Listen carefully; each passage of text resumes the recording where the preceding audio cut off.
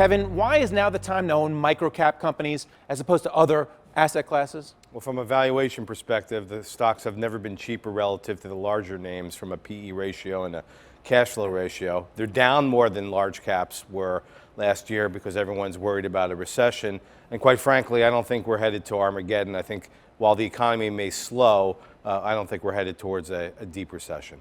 Can you talk about how you select microcap companies for your portfolios? There's not a lot of information out there about microcaps as opposed to the larger companies. Which is why we love them, because there's not a lot of eyeballs on them. We buy stocks that trade at half the market on a price to book value ratio, 2/3 the market on either price to earnings or cash flow, or have an above average dividend yield. And that's what we focus on. And do you visit the companies as well, or is it mostly on the data? No, we're bottoms up oriented. We only own 7 to 10 names in the portfolios that we run, so we're deeply embedded following the companies that we do own. Let's talk about being deeply embedded. You refer to yourselves as collaborative activists. What exactly does that mean? That means that hopefully over the 30 years that I've been doing this, I have some sense for why companies' stock prices languish and what are the issues that the companies face that they must overcome in order to get their stock prices to engineer a 180-degree turn.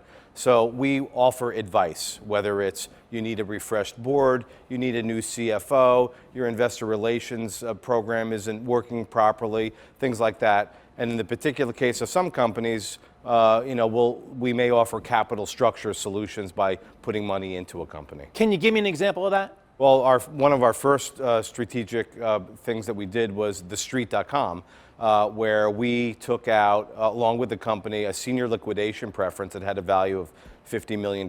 We took it out for $25 million. That took out the overhang that caused the common stock price to plummet below $1. We then went on the board, we ran the strategic alternatives process, and we ended up selling the company for 3 times the price it was when we first got there.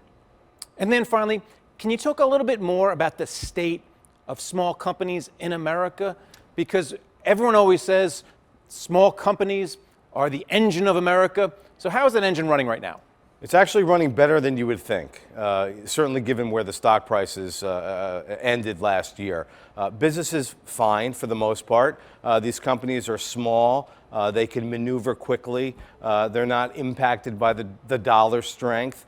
They can move their prices in and out pretty quickly. And so to adjust to the inflationary pressures that we've been seeing over the last year, it's a great place to invest capital. Everyone's focused on ETFs, and the big names, we're focused on the areas that the world isn't focused on. All right, well, thanks a lot for coming on and talking about it. Thank you very much for your time. Thanks, Greg.